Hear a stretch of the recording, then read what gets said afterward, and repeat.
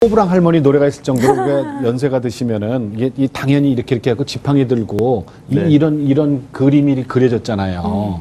근데 요즘은요 연세 많으신 분들도 이 꼿꼿하신 분들이 맞아요. 많습니다. 그 관리를 잘해서 그렇습니까? 그렇죠. 사실 예전보다 예. 훨씬 더 척추 질환에 대해서 진단을 하게 되고 또 미리 네. 방지할 수 있기 때문에 네. 예전에 꼬부라질 수밖에 없는 허리들이 네. 예전보다는 상당히 허리가 많이 펴져 있고 허리가 펴서 꼿꼿한 허리를 가지고 건강하게 운동하시기 때문에 네. 예전 어르신들보다 훨씬 더 건강한 척추를 가지신 분들이 많습니다. 네. 그러니까 꼬부랑 할머니 노래 이 가사를 좀 바꿔야 돼요 이제는. 어떻게 해요? 예? 아니 꼬부랑 할머니가 뭐 이게 아니라 이제는 꼿꼿한 꼿꼿한. 할머니가 그래야 되겠네. 잘하시네. 예.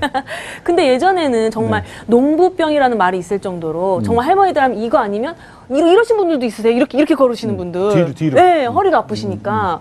근데 서울에, 아니, 그러니까 도시에 사시는 분들은 농사를 지으시는 것도 아닌데 허리 통증을 정말 많이 호소하시는 거 보니까 네. 농부병이 아니라 이제는 도시병이라고 불러도 과언이 아닌가 싶어요. 굉장히 좋은 질문이세요. 네. 사실 허리에 가장 안 좋은 것은 이제 쪼그려 앉아서 농사 짓는 거. 네. 그러니까 예를 들어서 할머니들 쪼그려 앉아서 나물 따듬고 호미질하는 거, 네. 김 매는 거.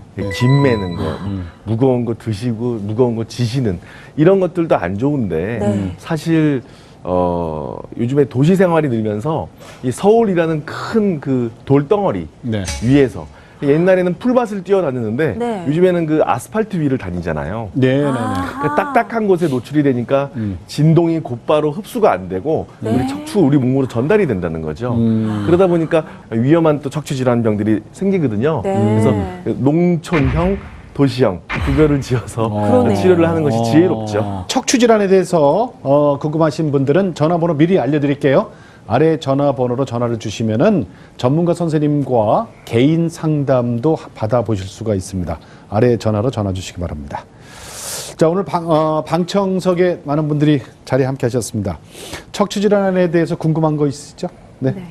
예, 제가 허리가 아파서 네. 치료를 받았는데요. 제가 물리치료도 받아보고 운동, 주사 이 정도 치료를 받았는데 네.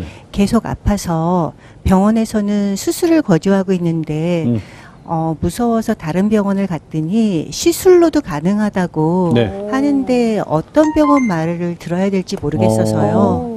그러니까 수술이냐 시술이냐 이 병원마다 얘기네요. 다를까요? 사실 좋은 질문을 하셨어요. 처음부터. 네. 사실 어떤 병원을 방문했을 때 내가 증상이 있는데 어떤 선생님은 수술을 권하고 처음부터 어떤 분들은 수술 필요 없다. 째지 않고 시술로 하자 하는 분도 있고 어떤 분은 아니 무슨 소리냐 그냥 약만 먹고 운동해라. 여러 가지 의견이 있는데요. 네. 사실 제가 봤을 때는 척추 질환은 가능하면 수술을 하지 않아야 됩니다. 저는 개인적으로는 척추신경외과 의사거든요. 그래서 척추, 목, 등, 허리 수술을 하는 사람인데 100명의 환자가 왔을 때 반드시 수술이 필요한 경우는 한 5명 정도예요. 5%. 그러니까 그래서 그래요? 10% 안쪽 한 5 내지 6명 정도, 100명 중에 네. 5명 정도는 수술이 꼭 필요하세요. 그런데 수술이 필요 없는 분들이 90% 이상이란 말이죠. 네. 그 기준이 뭘까요?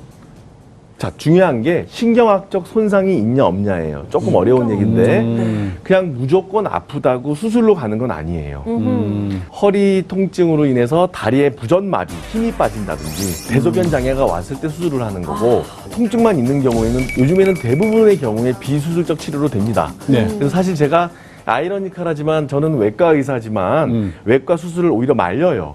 지금 보시는 것처럼 일반적인 허리 통증 치료 단계가 있어요. 네네. 그래서 1단계인 보존적 치료, 즉 허리 통증이 있다고 무조건 치료를 그냥 시작하는 게 아니고 물리치료라든지 뭐 사우나나 또는 온열 치료, 운동 치료, 해보는구나. 스트레칭, 먹는 약물 치료가 있는 1단계 치료가 있고요. 예. 3단계 반드시 수술적 치료가 필요한 경우는 5% 안쪽이라는 거죠. 그래서 대개의 경우에는 2단계인 비수술적 치료로 치료가 되세요. 야, 나는 95대 5라는 거를 보고 깜짝 놀랐네요. 저도요. 수술을 안 하고 비수술이 95%, 꼭 수술을 해야 되는 환자가 5%. 그러니까요. 그런데 그동안에 우리가 너무 수술을 많이 했던 것 같아요. 그동안에 그죠? 5%밖에 안 되는데 그러니까 오늘 정말 희소식이 아닐 수 없는데 네네. 근데 원장님 이렇게 비수술 치료법 어떤 이점들이 있을까요?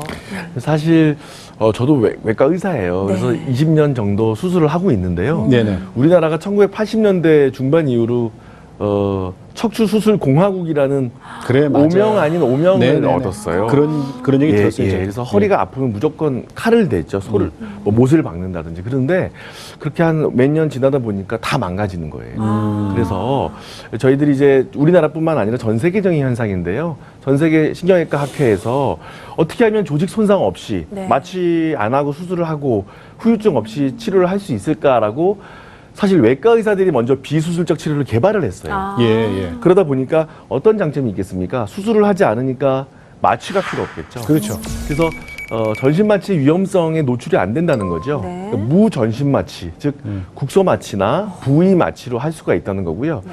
절개를 하지 않는다는 큰 장점이 있으니까 뭐가 좋겠습니까?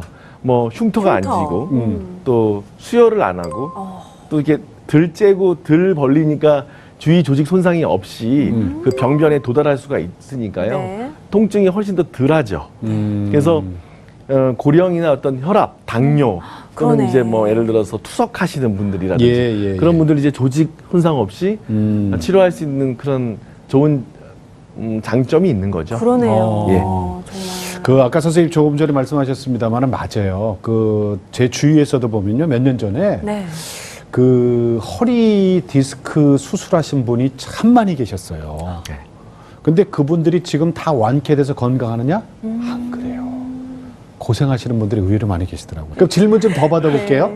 네, 자, 저는 허리보다도 다리가 아파서 많이 고생을 했거든요. 예. 그래서 관절염이 아닌가 생각을 하기도 했는데 다들 이제 나이 들면서 관절은 이제 아픈 거라고 그렇게 얘기들을 하더라고요. 맞아요. 예. 그래서 사실은 적극적으로 치료는 하질 않았어요. 그래서 통증이 올 때 그냥 주사 정도 맞고 했는데 이제 요새는 다리뿐만 아니라 허리도 좀 아파오는 것 같아요. 그래서 이게 진짜로 관절이 아픈 건지 아니면 척추가 아픈 건지 궁금합니다. 맞아. 종아리나 오금, 허벅지 뒤에 이런 데가 땡기세요? 땡길 때도 있어요. 가끔 땡기세요? 자, 무릎 자체, 여기 무릎 자체가 아픈 거면 무릎 관절염일 가능성이 높아요.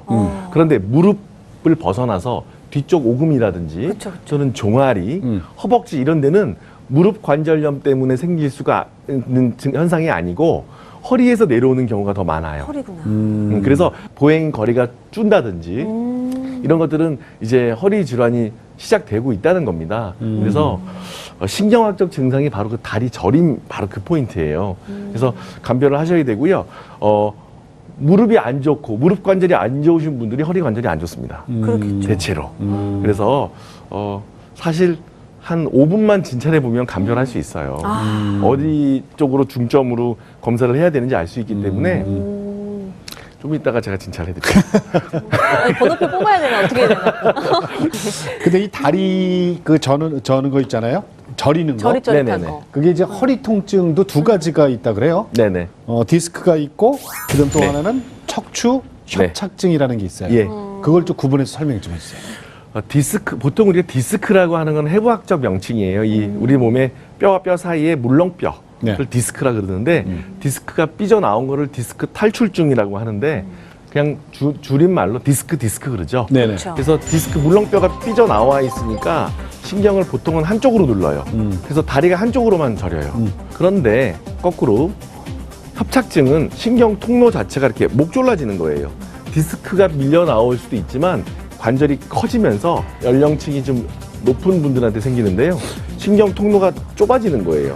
그래서 허리는 별로 안 아픈데 예. 다리만 저려요. 주로 양쪽으로.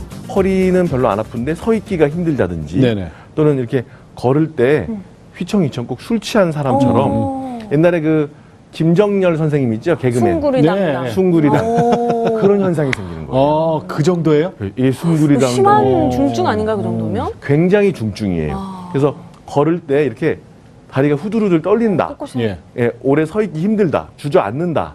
걷다가 쪼그려 앉았다가 다시 걸어가야 된다. 오, 이런 맞아요. 것들은 그럴 땐 뭐죠? 협착증. 척추 협착증. 협착증. 그러니까 그런 경우가 척추 협착증이고 디스크가 아닌 경우가 많아요. 그러니까 감별을 구분을 해야 됩니다. 야, 이게 허리 아프다고 해서 우리가 그동안 전부 디스크를 했는데 네. 이게 디스크가 아닌 경우가 더 많다 그러니까 요 구분하시기 위해서는요. 자, 1522 3238 아래 전화로 전화 주시면은 전문가 선생님과 개인적으로 상담할 수 있는 그런 시간도 가질 수가 있습니다. 전화 걸어 주시기 바랍니다. 오직 복음, 오직 믿음. CTS